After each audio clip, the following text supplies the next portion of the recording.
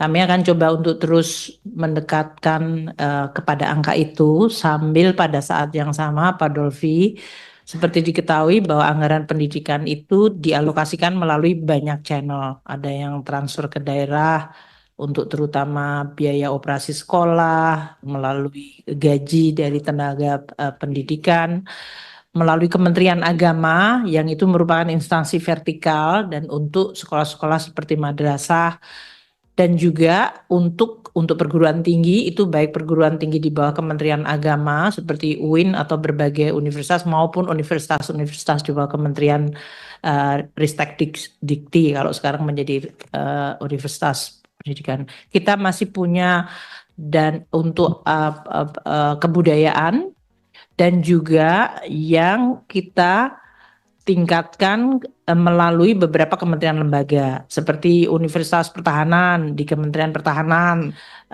Kami memang memahami bahwa pertama dulu arahnya adalah sesuai dengan kementerian lembaga yang menjadi pengampu dari program pendidikan.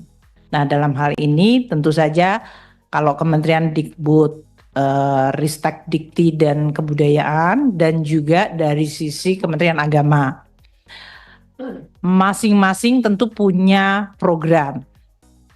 Entah mulai kalau programnya menyangkut tenaga pendidikan, guru, kita juga tahu ada guru yang ASN, ada yang non-ASN.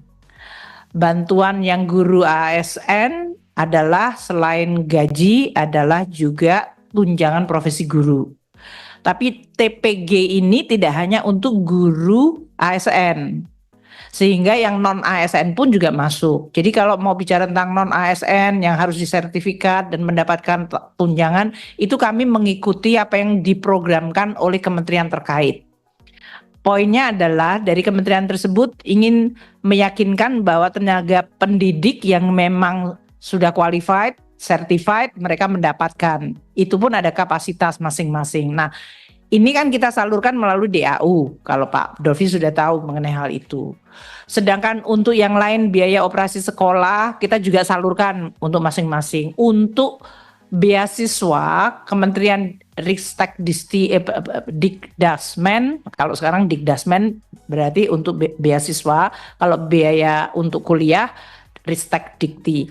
Itu mereka juga sudah punya targeted berapa dari siswa-siswa atau mahasiswa yang akan mendapatkan beasiswa tersebut. Jadi kalau mengenai apa dan berapa, tentu mereka akan membutuhkan. Sekarang dengan berbagai program yang kita lakukan, kita tetap melakukan. Itu untuk anggaran pendidikan sesuai dengan peruntukannya, Pak Dolvi. Pak Dolvi sekarang mempermasalahkan yang kita taruh di below the line, yaitu yang di bawah pembiayaan. Sebagian memang masuk dalam LPDP, yang di situ akan masuk menjadi anggaran abadi untuk pendidikan tinggi, anggaran untuk pesantren, anggaran untuk kebudayaan, maupun untuk LPDP dan research. Itu kita sudah ada dan Bapak dan Ibu sekalian bisa mengundang nanti LPDP mengenai program mereka. Kita pun sekarang juga mengadjust dengan menteri-menteri yang baru untuk apakah ada arahan-arahan yang harus ditambahkan atau dipertajam. Mengenai 50 triliun Pak Dolvi tahu betul, itu adalah di satu sisi adalah size dari seluruh belanja, 20% kita alokasikan selain yang sudah clearly allocated melalui KL dan yang kita masukkan ke LPDP, kita mencadangkan sebetulnya karena kita juga melihat kemungkinan total anggaran enggak sebesar yang tadi. Artinya total belanja, total anggaran yang akan dibelanjakan setiap tahun kan Pak Dolvi tadi kami menyampaikan di sini even Kementerian Keuangan kemungkinan akan menyerapnya 93,7%. Jadi kalau bicara tentang 20% dari total seluruh APBN, kita tahu mungkin bisa bergerak termasuk pergerakan yang berasal yang sering tidak bisa kita kontrol adalah subsidi. Umpamanya kita mengatakan harga minyak 80 ternyata jadinya 74. Kursnya berapa. Nah, naik turunnya belanja kompensasi subsidi ini kan menyebabkan size dari APBN-nya menjadi berubah dan oleh karena itu 20%-nya mestinya harusnya kalau konsisten berubah. Yang terjadi selama ini kalau kita pas pendapatan cukup besar seperti tahun 2022-2023 Pak Dolvi, kami membayar subsidi kompensasi semaksimal yang kita bisa. Sehingga PLN Pertamina kalau Bapak dan Ibu sekalian lihat sekarang kelihatannya sehat, ya karena kita membayarnya tepat waktu dan semuanya sesuai. Dan ini menyebabkan belanja kita menjadi besar, maka 20%-nya menjadi besar.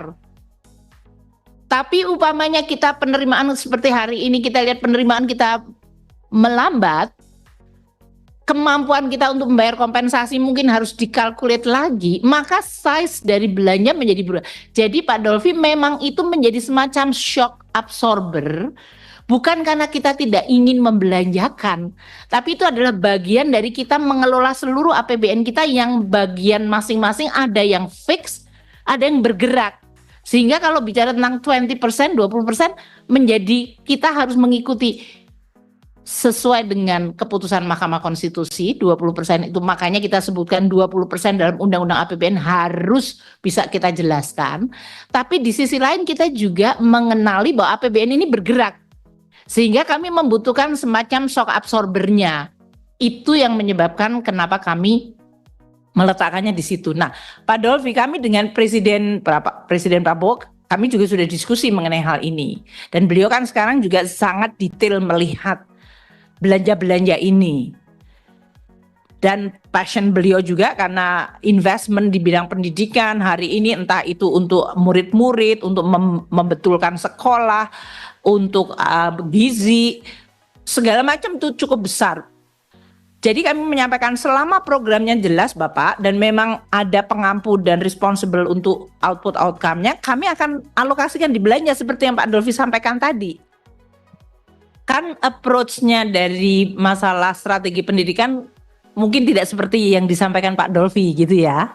Jadi artinya kementerian-kementerian itu kan membuat program dengan berbagai macam pendekatan. Kami, kenapa tadi disebutkan, Kementerian Keuangan yang menentukan, kami kan menentukan amplop besarnya Pak. Walaupun keinginannya banyak, walaupun tadi katakan dibebaskan, saya terus terang nggak pernah menanyakan juga kepada kementerian sebetulnya kalau dibebaskan semua, nanti akan muncul banyak yang dibebaskan siapa? Negeri atau swasta. Kalau seandainya daerah itu ada swasta, apakah dia bebas atau tidak? Itu pasti banyak sekali kemudian komplikasi dari perhitungan itu. Tapi saya ngerti maksudnya Pak Dolfi, ada semacam kebutuhan untuk memberikan pelayanan pendidikan, kan seperti itu. Untuk SD, SMP, SMA, kan mestinya itu dibuat semacam baseline untuk hitungannya. Tapi saya memahami betul yang disampaikan Pak Dolfi, nanti kami coba komunikasikan Pak, karena approach-nya nggak seperti itu.